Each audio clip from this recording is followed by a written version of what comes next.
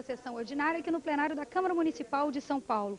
Hoje a sessão ordinária tem É a companhia que dá uma virada nisso. Ela dá um foco diferente nas capas, um tratamento especial, um cuidado maior, repetições exaustivas sobre o mesmo tema para se chegar a uma boa cor, né, uma boa impressão, brigas com as gráficas, sabe? E depois a capa não é só, o livro, aliás, não é só a capa, é o miolo também, como ler um livro. De repente você tem um textozinho mínimo. Um exemplo é o livro do Jô Soares, que foi muito engraçado. O Jô tem uma lente dessa grossura, né? Ele diz, eu queria um livro assim que eu lesse, né? Eu falei, tá bom, fica despreocupado. Então eu fiz um livro legal e todo mundo gostou. E ele falou, pô, que bom. E foi legal. Agora o livro fica grosso. E fica um livro um pouco mais caro. Também tem essa perspectiva adiante também, né? Dos autores com quem você já trabalhou, quais que apitaram mais, participaram mais do processo de criação das capas? O Jô. O Jô. O Jô mandou filmes do Sherlock Holmes, mandava fax dos desenhos do Sherlock. Ele ficou me cercando, né, para ver o que eu ia fazer e tal, né? E a capa, no fim, passa uma simplicidade grande, né? Nem parece que foi tão buscada. E é uma capa louca, assim, louca no sentido de ela tem situações totalmente diferentes. Ela tem o Sherlock, na verdade, é o Louis Schwartz vestido de Sherlock, em Vila Madalena, num muro, né?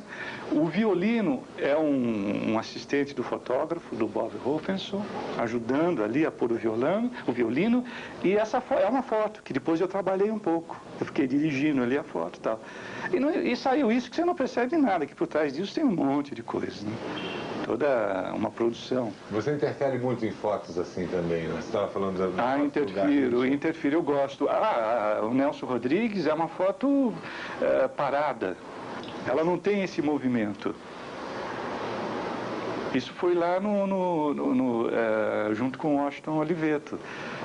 Porque nessa época eu ainda não tinha o computador. Sei. Então o Washington emprestou lá o computador e um operador, e ele foi lá juntamente comigo. E eu falei, pô, isso é legal, né? É um movimento de zoom. É. E a do Garrincha? Do Garrincha é ótimo, porque quando eu peguei a foto, eu disse, puxa, mas falta alguma coisa, né? Uma coisa de luz. Porque o Garrincha tinha essa coisa da luz, do brilho, né? A alegria do povo, né? No entanto, é um livro tão triste. Tão triste, é um livro muito triste. Ele é verdadeiro, né? Então eu quis dar essa luz, que eu achei que tirou um pouco do dramático. Porque a foto era mais dramática do que Era mais dramática. E você disse que interferiu também nos objetos que o cercavam? Sim, eu tirei um pouco, porque até quando você coloca o lettering, Pedro, muitas vezes, se tem muitas coisas atrás, atrapalha a leitura. Isso também é um outro ponto, assim, para quem chega nas livrarias, tem que olhar logo o título. Tem que bater, ler, e não tem que ficar procurando muito. Mas o que eu estou vendo ali? Fica sem saber direito. Você se lembra, assim, de uma capa que você penou mesmo, assim, que olha, tem sim. Mais sofrido, todos esses momentos sofridos? Tem o livro do Rubem Fonseca, foi o primeiro que eu fiz, o Vastas Emoções. Que é linda essa capa. É linda, eu penei, Pedro, nossa, foi muito difícil. Você está trabalhando em alguma capa agora, no momento? Para Globo? É para qualquer editora? Tenho várias capas, tem uma que eu terminei, do Hobsbawm. Tem Vida Privada. Fala dessa aqui do Hobsbawm. A Hobsbawm essa daí. Você já tinha feito a da Era dos Extremos? Era dos Extremos, que é um excelente livro, né? Depois Ecos da Marselhesa, né? E esse é o terceiro. E o Hobsbawm é uma figura ótima, né? Ele não fala nada de português, mas quando ele viu as capas assim, ele disse, mas que maravilha, que ótimo, colorido e tal. E eu gostei muito dele, muito. Então, o fato de eu ter gostado dele foi muito mais fácil no prosseguimento das capas também, né? Então, aí veio Era dos Extremos, o Ecos da Marselhesa e Sobre História. Essa capa aqui, no começo eu queria fazer uma outra coisa, mas aí o Luiz chegou, pô, mas que tal uma foto do Sebastião Salgado? Mas foi assim. E essa foto do Sebastião é o quê? Ela retrata o quê? Ela retrata realmente um momento assim, né, na vida, isso é em Bangladesh, né? E isso é bem assim um retrato, mais ou menos, sabe, dessa solidão, sabe?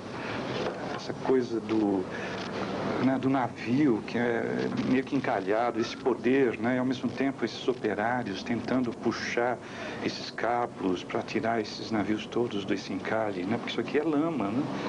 Mas então, é um trabalho assim, quer dizer, de repente ele acontece de uma maneira assim, rápida. Então, essa foto, legal, então vamos embora. Então eu venho para cá, ponho no scanner, escaneio, trabalho em cima, isso é muito fácil, porque eu já tenho uma imagem. Agora, quando eu não tenho uma imagem, como são, por exemplo, as capas do Ítalo Calvino, que eu gosto muito, né? Uma coleção assim... Pois é, eu ia te perguntar, assim... você tem algum tipo de fórmula ou indicação de, olha, este livro tem... A cara dele é ter uma foto na capa, esse outro não. São opções. Como é que se chega a isso? É subjetivo pra caramba, muito, né? Muito. Não tem assim... de repente é uma foto, de repente não é uma foto, de repente não é nada. É só um lettering. Eu tenho uma capa do Semprum. Pedro, se você conseguiu, aqui, um vermelho ali, ó, perto do Wittgenstein, esse vermelho mais escuro aí, ó. Essa capa, puxa fora, olha. Tá vendo? É só lettering. Mas eu tinha uma outra opção, porque é o momento que ele escreve, quando ele está no campo de concentração. Então eu tinha feito uma outra coisa, eu tinha feito quase que uns arames aqui e tal. Mas ficou muito pesada.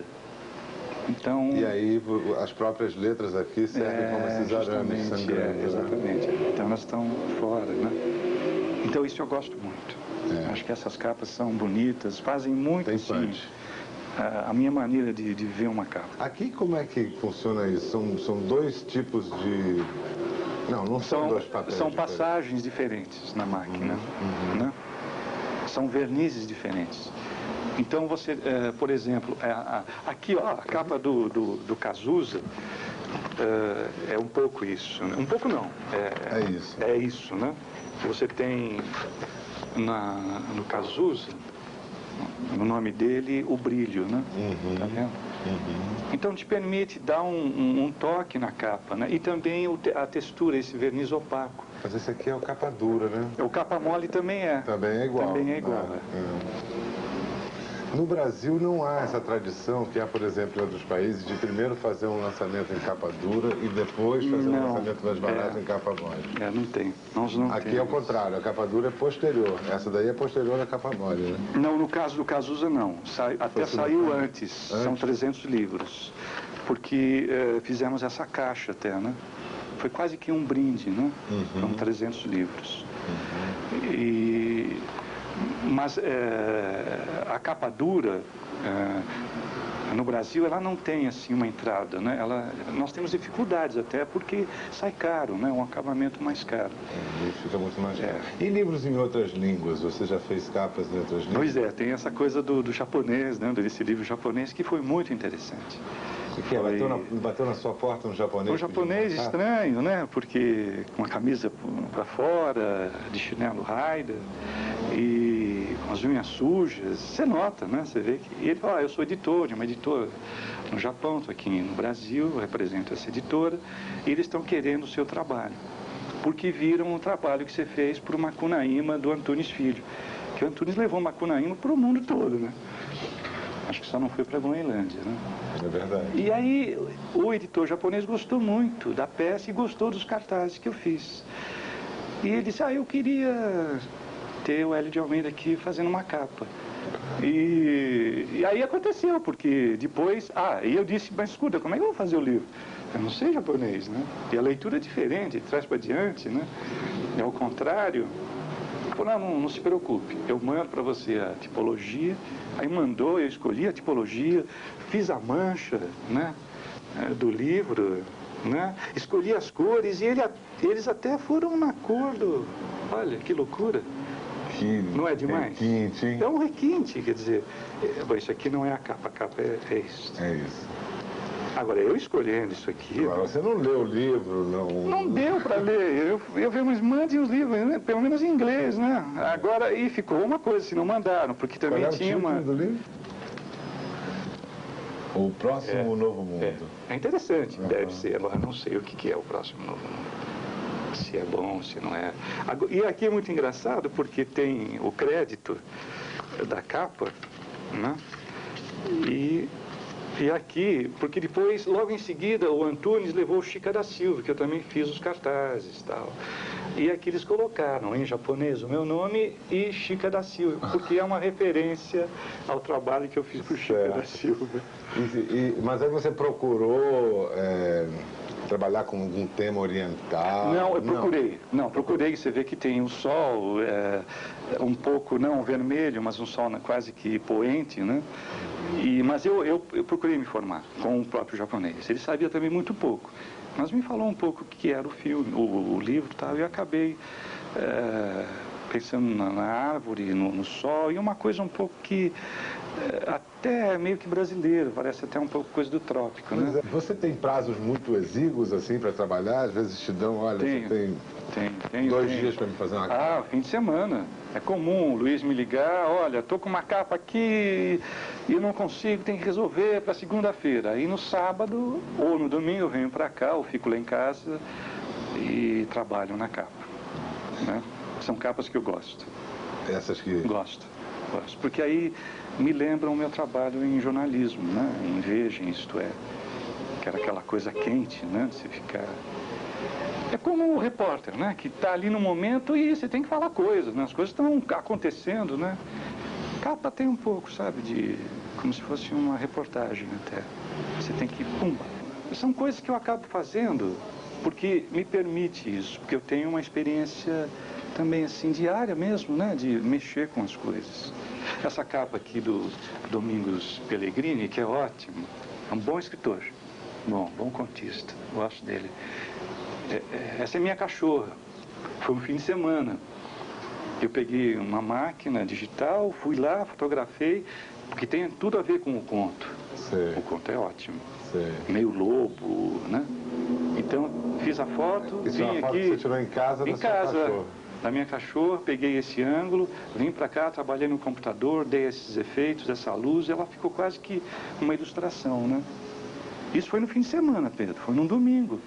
Eu tinha que estar com a capa na segunda-feira pronta. Então, na segunda-feira, às 9 horas, eu entreguei para o Luiz. Ficou bárbaro? Ela é forte, ela...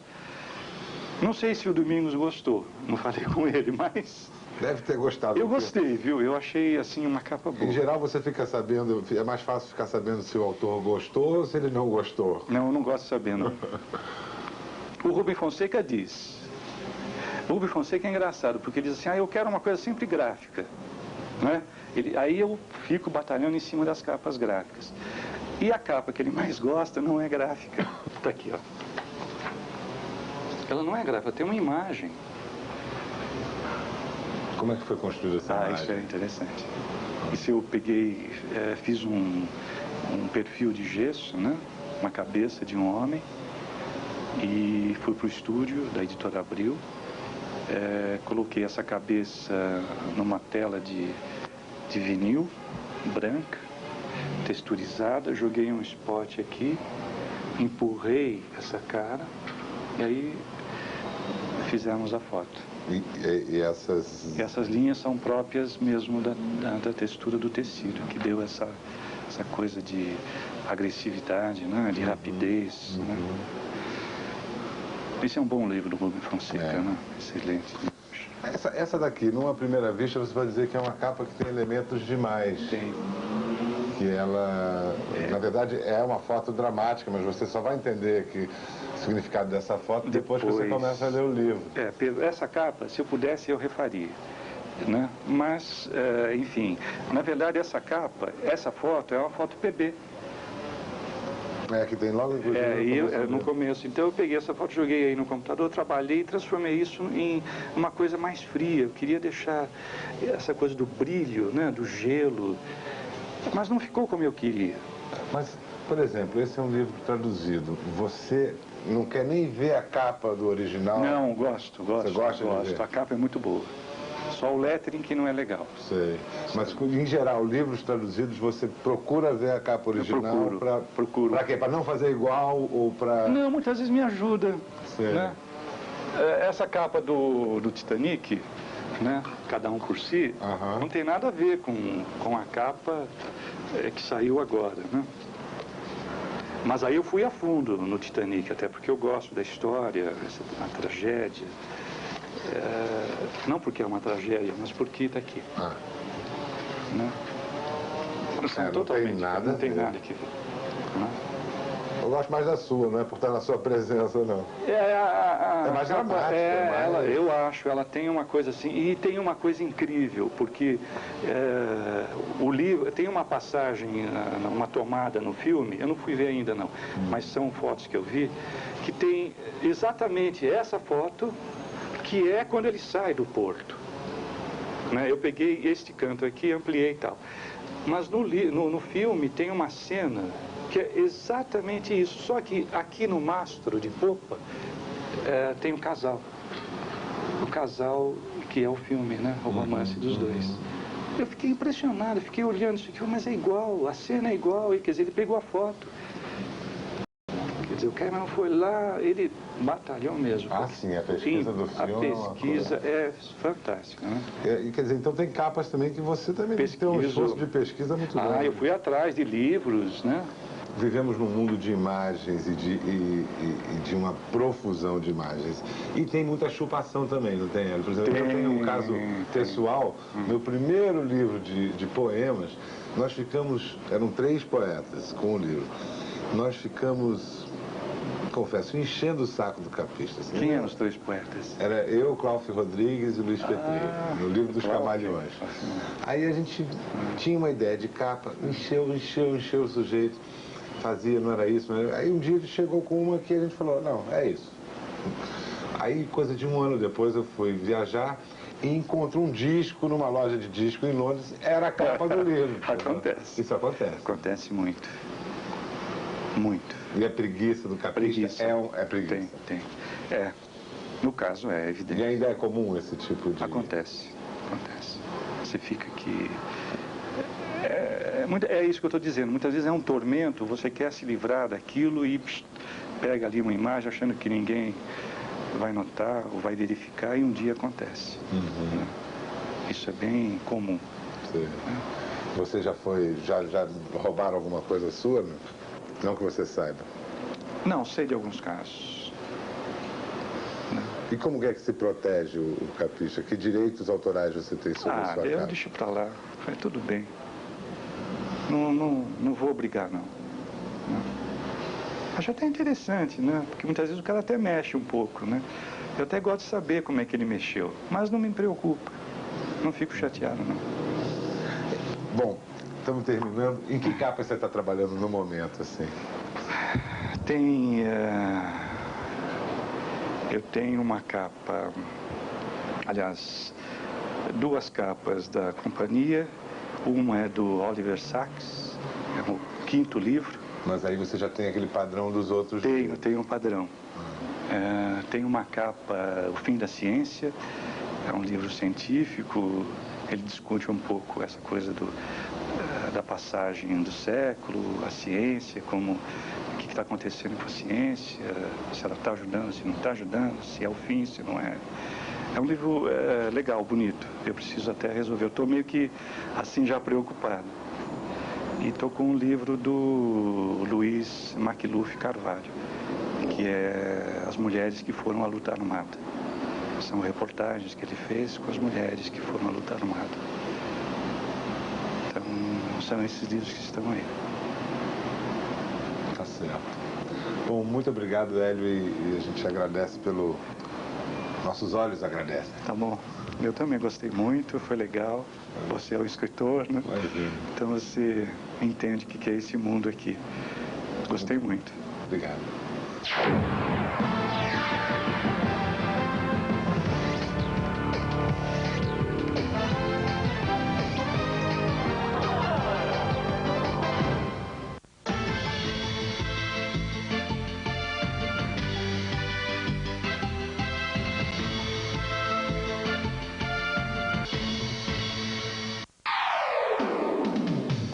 Globo News. prioridade total para a notícia. Sempre que um fato urgente ou uma informação importante merecer destaque, nossa programação normal será alterada. Nós vemos agora a Rua Voluntários da Pátria. Se os escombros forem retirados, o prédio inteiro corre o risco de desabar. Globo News. A vida real, em tempo real. Eu fui ferido, vi tudo mudar. Os grandes sucessos de Guilherme Arantes em novas versões acústicas. Vim aprendendo a jogar, cheia de charme, coisas do Brasil. Maioridade, 21 anos de sucessos. Em CD e cassete Globo Polydor. Pura emoção. Ela leva a vida pelas passarelas do mundo. De operária de uma fábrica de sapatos, a top model brasileira. A trajetória brilhante de uma gaúcha, Shirley Malman. Eu tento ficar bem comigo mesma. Eu tento tirar uns 2, 3 dias para descansar, porque com a correria não tem quem aguenta. Não tem pele que aguenta, não tem corpo que aguenta. Entrevista especial. Nesta quinta, 11 da noite. Horário alternativo, nesta sexta, 12:30.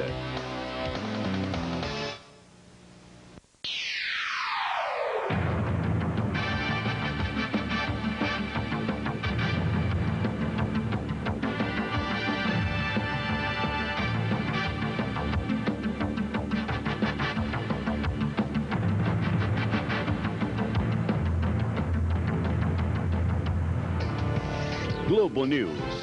A vida real, em tempo real.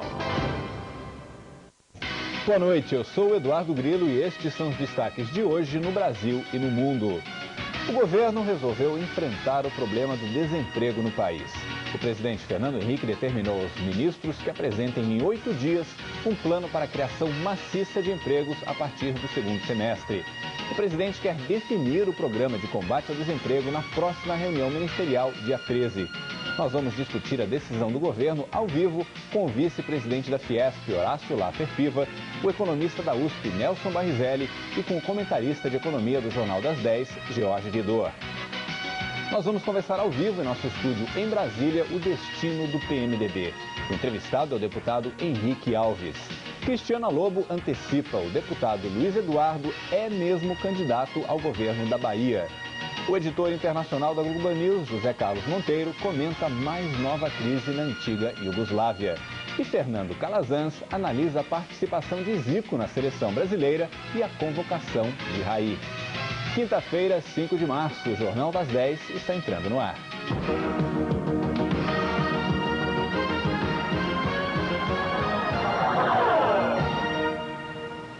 O governo reage e prepara um mutirão contra o desemprego. A decisão do presidente Fernando Henrique sai um dia depois da divulgação da pesquisa do IBGE sobre a alta taxa de desemprego. Bateu 7,25% em fevereiro. O presidente deu um prazo de 10 dias para todos os ministros apresentarem soluções rápidas para criar novos empregos. As propostas vão ter que ser apresentadas na reunião ministerial do dia 13.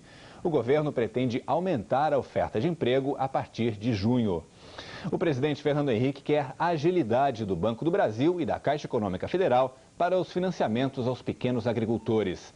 As pequenas e microempresas vão ser beneficiadas por uma linha de financiamento do BNDES. O valor ainda não foi definido. E o prazo para o pagamento do seguro-desemprego vai ser ampliado para 210 dias. Hoje é de 180 dias.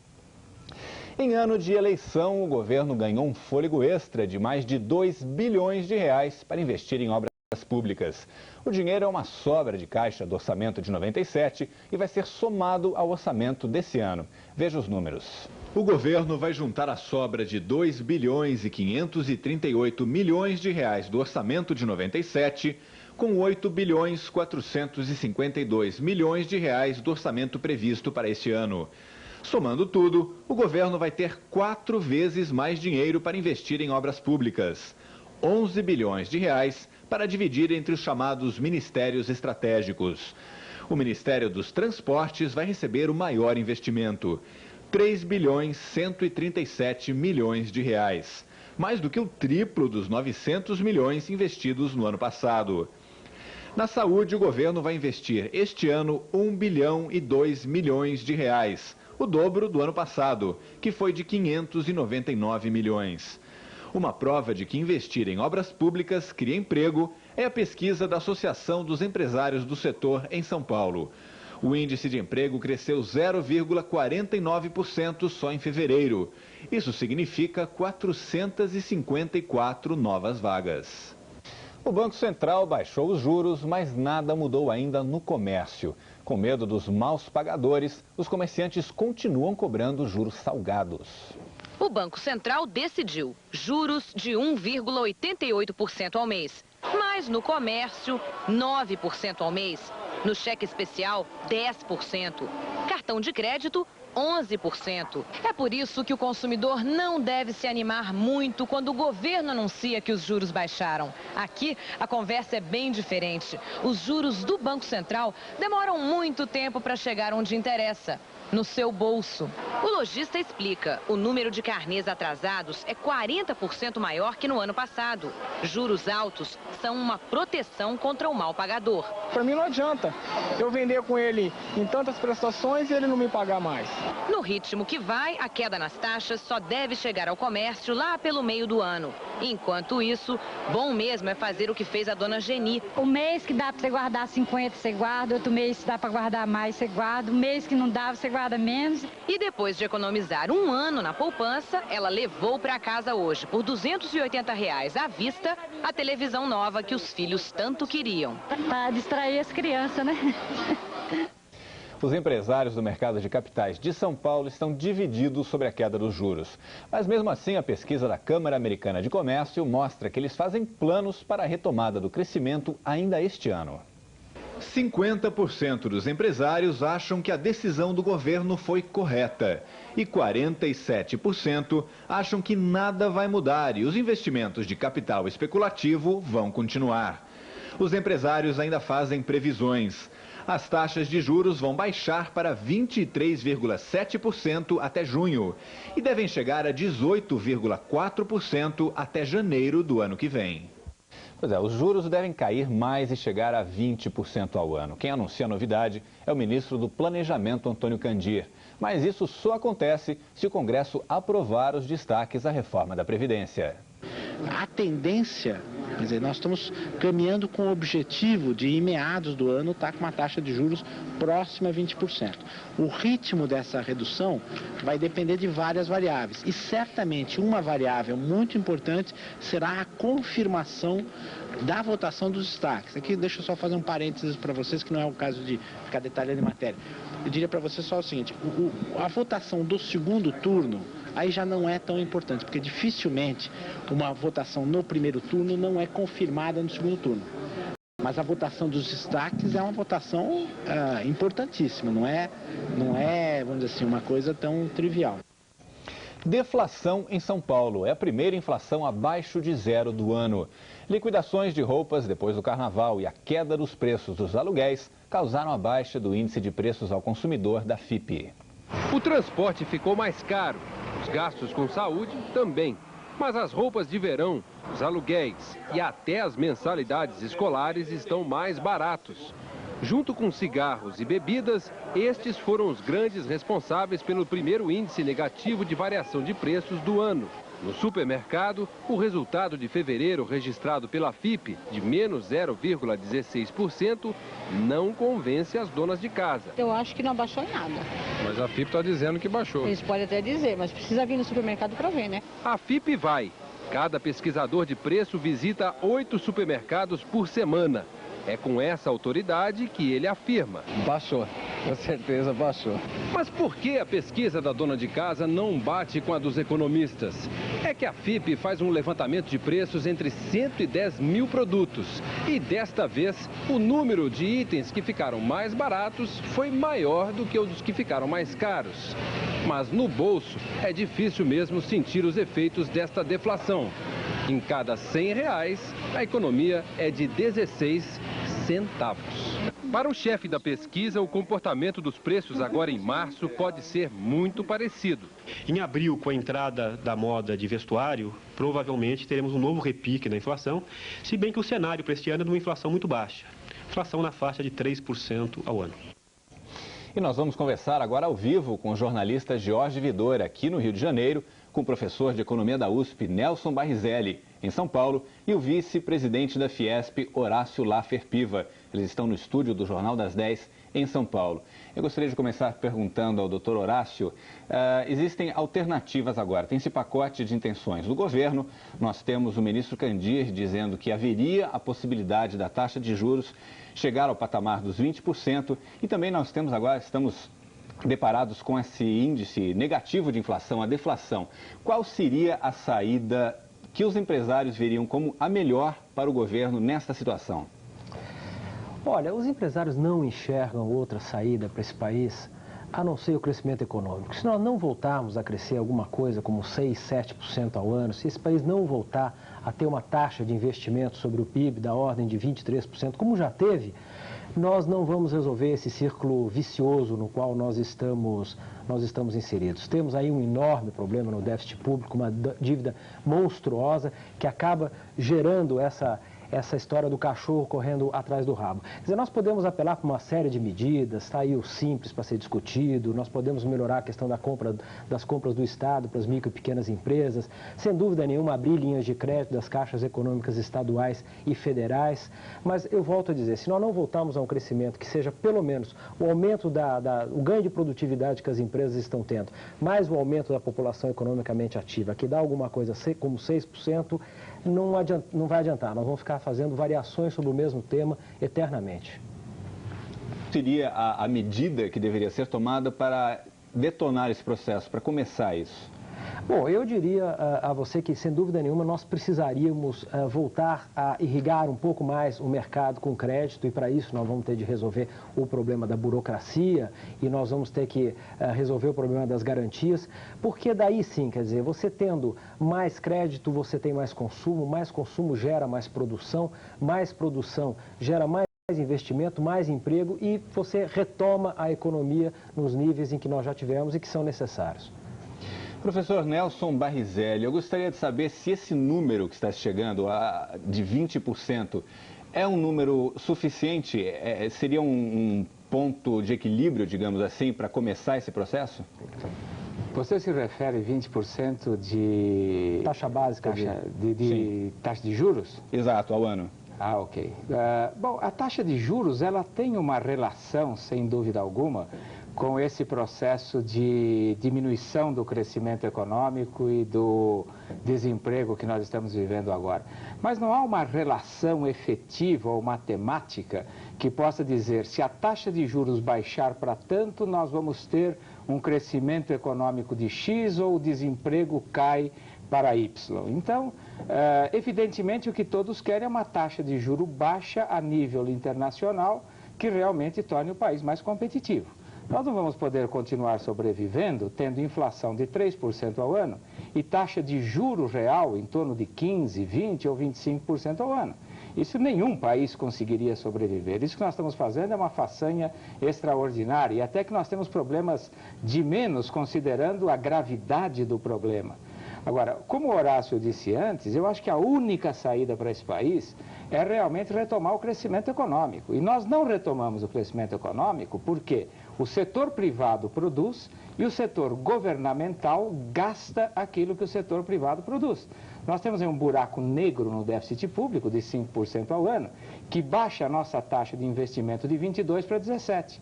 Uma taxa de 22%, 23% ao ano seria suficiente para alimentar um crescimento econômico de 7%, 8% ao ano, que resolveria o problema de desemprego provavelmente em 3, 4 anos. Então, o foco do problema, nós estamos focando sobre o problema errado. Nós estamos discutindo taxa de juros, que evidentemente tem que ser a mais baixa possível, no mais curto prazo de tempo possível, mas, na verdade, para o país crescer, para o país poder absorver esse problema do desemprego e as crises que nós temos vivido continuamente, a única saída é eliminar o déficit público e voltar num ritmo adequado para um país como o Brasil. O jornalista Jorge Vidor está aqui no estúdio Jornal das 10 e gostaria de colocar alguns pontos. Vidor. Eu concordo com a opinião dos nossos dois entrevistados lá em São Paulo. Evidentemente que o maior problema do Brasil hoje realmente é o déficit público. Mas em termos práticos, imediatos, a gente tem que ver como é que vai resolver a questão do desemprego. Estamos um ano de eleição, a eleição do segundo semestre. Em termos práticos, então tem que se ter uma saída. Parece que acima de 20% ao ano de taxa de juros, não tem nenhum programa, projeto de empresa que saia do papel. Né? Não se cria emprego nenhum com taxa de juros acima de 20% ao ano. A partir de 20% ao ano se pode começar a ter alguns projetos em andamento. E principalmente tem um setor, que eu acho que eu queria chamar a atenção dos senhores, é a construção civil. Quando a taxa de juros chegar a 20%, a construção civil pode dar alguma retomada, pode ter uma oferta de crédito no mercado e isso dá uma esquentada no mercado de trabalho, que nesse momento é a coisa crucial até em termos políticos para o governo. Se chegarmos a uma eleição com índices de 7% de desemprego, provavelmente o presidente Fernando Henrique vai ter dificuldade para se reeleger. Eu queria saber se os senhores concordam um pouco com essa análise. Obviamente que como industrial quero a taxa de juros mais baixa possível, e 20% é alto. Eu também não sei qual é a relação de causa e efeito, porque, obviamente, para ter a mesma condição de competitividade que outros países do mundo, evitar o problema de contrabando, de competição desleal, eu gostaria de ter uma taxa de LIBOR mais alguma pequena coisa. Eu concordo tanto com o Vidor como com o professor Barizelli de que o problema do déficit público é gravíssimo. Né? Imaginar que nós estamos tendo um déficit primário nesse país é uma coisa simplesmente incompreensível. Agora, qualquer atividade que puder, obviamente, fortalecer o setor de construção civil, levando-se em consideração de que nós temos um déficit habitacional da ordem de 10 milhões de moradias, qualquer coisa que nós possamos fazer de apoio à infraestrutura, já que se calcula que só no estado de São Paulo criaria 1 milhão de empregos, alguma coisa que se possa fazer na área da rural e da agroindústria, certamente abre empregos nesse primeiro momento. Agora, é importante nós fazermos com que o provisório não se torne definitivo. Vamos discutir isso para resolver o problema de curto prazo, mas não vamos perder o horizonte da causa, que é o déficit, como o professor Barizelli muito bem colocou. Doutor Horácio, esse programa de obras do governo, quanto pode influenciar os ministérios estratégicos, digamos, transporte, saúde, funciona? Provavelmente funciona e tem ainda mais uma variável positiva, que é o fato de que vai estar resolvendo um pouco das nossas chamadas ineficiências sistêmicas, o famoso custo Brasil. Isso acaba tendo um resultado mais que proporcional do que apenas a abertura de postos de emprego. Agora, eu não saberia quantificar. Eu diria o seguinte, a disposição do presidente Fernando Henrique Cardoso vem em ótimo momento. É óbvio que não apenas pela questão das eleições, mas porque o emprego deve ser, obviamente, o problema central em qualquer estratégia de desenvolvimento econômico e social do Brasil e de qualquer país. Então, certamente há muito que se pode fazer por parte dos ministérios. Eu não tenho a menor dúvida, tem muito programa aí que pode ser melhor readequado, reposicionado. Mas quanto isso vai criar de empregos no primeiro momento, eu não saberia lhe dizer. Acho que ninguém sabe, nem os ministérios serão muito capazes de dizer. O próprio ministro Candido já fez uma previsão algum tempo atrás, previsão essa que acabou não se mostrando verdadeira. Eu queria fazer uma observação com respeito àquilo que o Jorge falou. Eu não consigo visualizar muito bem essa questão de que a taxa de juros a 20% seria uma das soluções de curto prazo. Nós tivemos essa taxa de juros durante o ano passado inteiro. E durante o ano passado inteiro nós ficamos discutindo como iríamos criar empregos a curto prazo, porque o problema não era, digamos assim, tão dramático como é agora, ou a taxa era menor, digamos assim, né? Mas nós ficamos na mesma discussão. Eu acho que essa discussão de curto prazo, ela tem o mérito de tentar resolver o problema, ou minimizá-lo pelo menos, mas ela nos leva a uma prática na qual nós estivemos envolvidos durante anos e anos de inflação crônica, que é mergulharmos na conjuntura e esquecermos o longo prazo. Isso é, avaliarmos como resolver definitivamente o problema. Eu acho que essa prática de mergulhar na conjuntura e não discutir com profundidade a origem do problema é a mesma coisa que dar aspirina para quem tem câncer. Quer dizer, evidentemente, se a dose de aspirina for suficientemente forte naquele momento, a dor passa. Mas o câncer continua lá. Então, se por acaso não se extirpar esse câncer, ele vai matar o doente. E nós estamos há anos discutindo os nossos problemas, que são problemas profundos, com aspirina. Professor, eu concordo com o senhor, mas acontece o seguinte, temos que considerar os aspectos políticos da situação esse ano. Realmente temos uma eleição aí e dificilmente os políticos lá em Brasília vão ter uma visão que possa ver, vamos mudar, por exemplo, a legislação trabalhista, flexibilizar mais a legislação. Isso vai ser quase impossível esse ano. E realmente, com taxa de juros acima de 20%, não tem nem conversa. Com 20% já se pode conversar. Mas eu queria colocar outra coisa para o senhor também, na discussão. É que, infelizmente, vai ser praticamente impossível que o Brasil volte a crescer 6%, 7% ao ano, como gostaria o vice-presidente da Fiesp, enquanto nós não tivermos equacionado essa questão das contas externas. Isso praticamente vai ter uma trajetória de se ajuste, mas isso não vai acontecer muito rápido. No máximo, vamos ter que esperar uns 2 anos. Não sei se o senhor concorda com isso. Eu acho que sim, eu acho que você tem razão.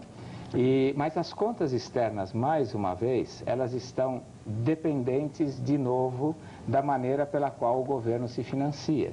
Se o governo não tivesse que se financiar dessa forma, a curtíssimo prazo, pagando juros elevados, ele poderia abrir mão de manter um câmbio artificial, por exemplo, ele poderia incentivar a exportação, acelerando um pouquinho mais o processo cambial. Enfim, nós estamos sempre, quando discutimos esse problema conjuntural, amarrado a questões que são estruturais e de longo prazo.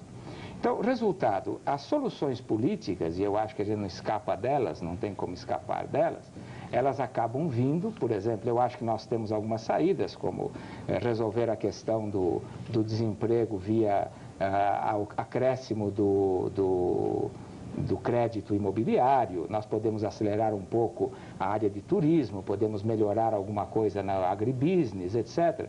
Mas, de fundo mesmo, essa questão, por exemplo, das contas externas, nós só vamos sair do nó no qual nós nos metemos desde julho de 1994, em termos de câmbio, que acaba influenciando profundamente esse processo, em 2 ou 3 anos. E essa saída em 2 ou 3 anos, ela vai depender da capacidade que nós tivermos de resolver o nó do déficit público, que no fundo vai impactar a maneira pela qual o governo se financia. Com relação às contas externas, eu gostaria de perguntar ao Dr. Horácio Laffer Piva. Aparentemente, os estados e municípios jogaram as contas no chão. Quem é que não fez a lição de casa direito nesse caso? Quem errou aí?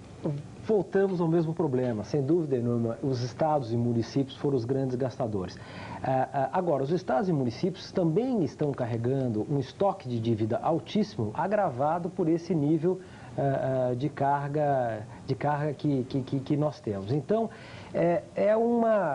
eu volto a dizer, é o cachorro correndo atrás do próprio rabo. Quer dizer, nós temos hoje um déficit público enorme que acaba custando muito caro e comprometendo as contas do Estado. Voltamos à mesma questão. Se não tivermos crescimento econômico, não vai adiantar a reunião do presidente Fernando Henrique Cardoso. Esse país precisa criar 1,5 milhão a 2 milhões de empregos por ano. É a população jovem que entra no mercado de trabalho, que está até caindo o crescimento populacional, mas a população economicamente ativa cresce até o fim dessa década. O presidente está preocupado principalmente com as regiões metropolitanas, regiões essas que cada vez mais abrem empregos, deveriam abrir empregos no setor de serviços. Agora, se a indústria não alavanca o setor de comércio, não alavanca o setor de serviços, esse setor não absorve a massa de gente que sai das indústrias. A curto prazo, eu diria, vamos tentar baixar os juros, vamos diminuir a nossa carga fiscal, vamos irrigar um pouco mais o mercado com crédito, vamos apoiar setores específicos, vamos procurar melhorar o perfil do nosso endividamento externo, mas não vamos nos esquecer que nós precisamos resolver o nosso problema de déficit público e o nosso problema de crescimento.